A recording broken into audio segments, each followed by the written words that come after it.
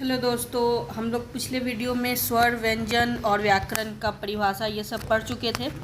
अब इस पार्ट में हम लोग क्रिया को पढ़ेंगे कि क्योंकि क्रिया भी उतना ही इम्पॉर्टेंट है जितना कि बाकी कुछ है। तो यहाँ पे अभी हम क्रिया के बारे में पढ़ेंगे। सबसे पहले क्रिया की परिभाषा पढ़ते हैं कि क्रिया होता क्या है। यहाँ कहा गया है, जिस शब्द अथवा शब्द समूह के द्वारा किसी कार्य के होने अथवा किए जाने का बोध हो उसे क्रिया कहते हैं। जैसे सीता नाच रही है, यहाँ नाचना एक क्रिया है। बच्चा दूध पी रहा है, तो यहाँ दूध को पीना वो क्रिया है। सुरेश कॉलेज जा रहा है, जाना जो है वो क्रिया है। शिव जी बहुत वीर है, तो यहाँ जो वीर होना ये क्या है, एक क्रिया है। इसमें नाच रही है, पी रहा है, जा रहा है, शब्दों के कार्य व्यापार का बोध हो रहा है, मतलब कुछ ना कुछ काम किया जा रहा है। और जब काम होता है या किया जाता है तब वहाँ क्रिया का प्रभाव पड़ता है। इन सभी शब्दों में किसी कार्य के करने अथवा होने का बोध हो रहा है, अतः ये क्रिया है। ये बात समझ में आई कि क्रिया किसे कहते हैं। जब हम काम करते हैं या काम के होने का बोध होता है उस समय उसे क्रिया कहा जाता है। क्रिया सार्थक शब्दों में 8 भेदों में एक भेद है, ठीक है। व्याकरण में किया गया एक विकारी शब्द है। अब आगे मैं बताऊंगी क्रिया का भेद क्या है, क्रिया कितने प्रकार के होते हैं। अभी तक इतना ही जानिए कि क्रिया की परिभाषा क्या है और क्रिया क्या है। तो अब प्रश्न उठता है कि धातु क्या है, ठीक है। तो हिंदी व्याकरण में क्रिया के मूल रूप जो होता है उसको धातु कहते हैं, ठीक है। जैसे क्रिया के साधारण रूपों में अंत में ना लगा रहता है, जैसे आना, जाना, पाना, खोना, खेलना, कूदना आदि। साधारण रूपों के अंत में जो ना निकाल देने से जो बाकी शब्द बचे हुए हैं उसे धातु कहते हैं। अगर जैसे आना से, अगर ये आना है, अगर इसमें से ना निकाल दिया, ठीक है, तो बचा क्या, आ, है ना। उसी तरह जाना में से अगर मैंने ना निकाल दिया तो क्या बचा, जा। तो ये जो आ, जा, पा, खेल, कूद, ये शब्द क्या है, धातु शब्द है। बहुत बार पूछा जाता है कि धातु शब्द बताइए, तो उसमें से ना को लास्ट से हटा देने पे वो धातु शब्द निकल जाता है और जो बाकी जो बच जाता है वो होता है धातु शब्द। और ये ना लगाने से क्रिया के रूप में जो बदलाव आता है वो देखने को मिलता है, मतलब धातु में बदलाव लाने के लिए ना का प्रयोग करते हैं। और जब ना निकाल देते हैं जो मूल धातु है वो हमें मिल जाता है। ये बात समझ में आई। तो अब देखते हैं धातु कितने प्रकार के होते हैं, ठीक है। तो हमारे पास जो धातु होते हैं, धातु समझ में आना, क्रिया का जो मूल रूप होता है उसको बोलते हैं धातु, ठीक है। जो धातु हमारे पास दो आ गया, मूल धातु और यौगिक धातु। इसमें मूल धातु में क्या होता है, यह स्वतंत्र होती है तथा किसी अन्य शब्द पर निर्भर नहीं होती है।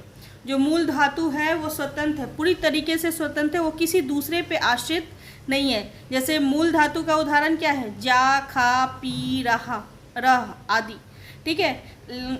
और यौगिक धातु क्या है, यौगिक धातु मूल धातु में प्रत्यय लगा के या कई धातुओं में संयुक्त करके अथवा संज्ञा विशेषण प्रत्यय लगा के बनाई जाती है। जैसे अगर मैं बोलूँ उठना, ठीक है, तो जो ये ना हट गया, ये बचा उठ, उठ क्या हुआ, मूल धातु, समझ में आया। लेकिन जब ये पूरी तरीके से आया तो ये क्या हो गया, यौगिक धातु। बहुत बार आता है कि आपको वर्ड दे देगा और बोलेगा कि आप इसको मूल धातु बताइए और यौगिक धातु बताइए। तो अभी ये यौगिक धातु है क्योंकि पूरा लगा हुआ है।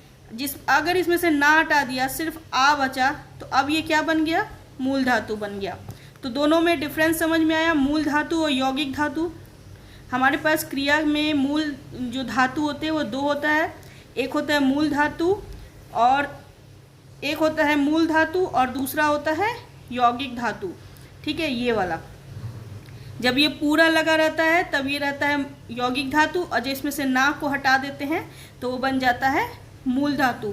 इजी है। अब हम देखते हैं क्रिया के भेद, कितने प्रकार के क्रिया के भेद होते हैं। तो क्रिया के जो भेद होते हैं कर्म के अनुसार या रचना की दृष्टि से दो भेद होते हैं। कितने होते हैं? दो।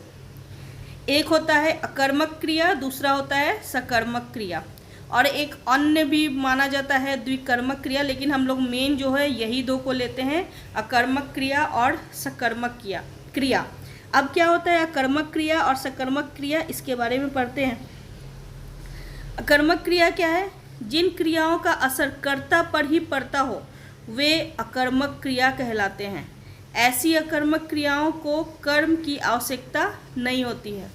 मतलब जो क्रिया का जो मूल प्रभाव है, क्रिया का जो तुम्हारा मूल प्रभाव है वो सिर्फ कर्ता पे पड़े, कर्म से कोई लेना देना नहीं है। जब कर्ता पे पड़े, कर्म से कोई लेना देना नहीं है, वो अकर्मक क्रिया होता है। ठीक है, अब इसके बारे में बताती हूँ अकर्मक क्रिया के बारे में। जैसे यहाँ पे दिया है राकेश रोता है, ठीक है, सांप रेंगता है, बस चलती है। तो यहाँ पे कौन रोता है? राकेश। ठीक है, सीधे किस पे प्रभाव पड़ा? कर्ता पे प्रभाव पड़ा। हमें कर्म से कुछ लेने देने का है क्या? नहीं है। कौन रेंगता है? सांप रेंगता है। ठीक है, हमें कर्म से लेना देना क्या? नहीं लेना देना। तो जब भी क्रिया का मेन प्रभाव कर्ता पे पड़े वो क्या होता है? अकर्मक क्रिया। कुछ अकर्मक क्रिया लजाना, होना, बढ़ना, सोना, खेलना, अकड़ना, डरना, बैठना, हंसना, उगना, जीना, ये सभी क्या है? अकर्मक क्रिया है। अब मैं पूरे को तो नहीं पढ़ सकती, आप क्या करो, एक कॉपी लो, कॉपी में इसको पूरे को नोट करो। आप जब नोट करोगे तब आपको समझ में आएगा कि ये इम्पॉर्टेंट है। बहुत कुछ सीधे बोल देते हैं रमेश कूदता है, ठीक है, तो यहाँ पे लोग कंफ्यूज हो जाते हैं। साफ साफ समझ में आ रहा है कि क्रिया कौन कूद रहा है? तो रमेश कूद रहा है। किस पे प्रभाव पड़ रहा है क्रिया का? कर्ता पे प्रभाव पड़ रहा है। और जब कर्ता पे प्रभाव पड़ेगा तो कौन सा क्रिया आएगा? अकर्मक क्रिया आएगा। ठीक है, अब वहीं पे सकर्मक क्रिया क्या होता है? जिन क्रियाओं का असर कर्ता पर नहीं कर्म पर पड़ता है वह सकर्मक क्रिया कहलाती है।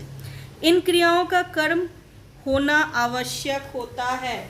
जैसे सकर्मक क्रिया में देखो, मैं लेख लिखता हूँ, तो आप हमेशा सकर्मक क्रिया में पूछिए क्या।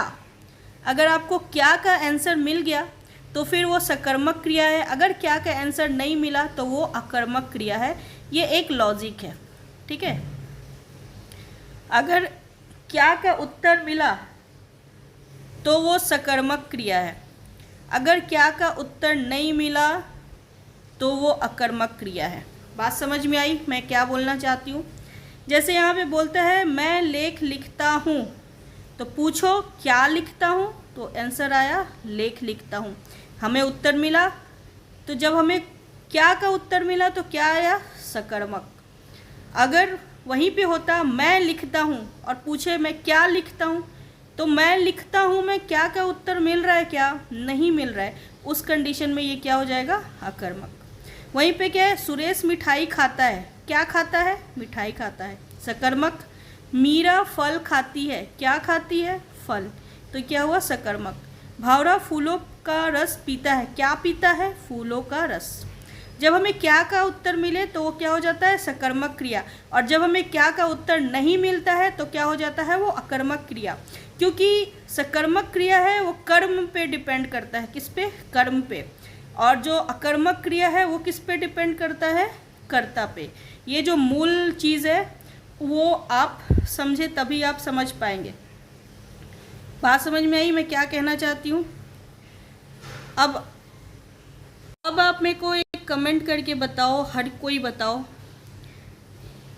मोहन खाता है, ये अकर्मक है या सकर्मक?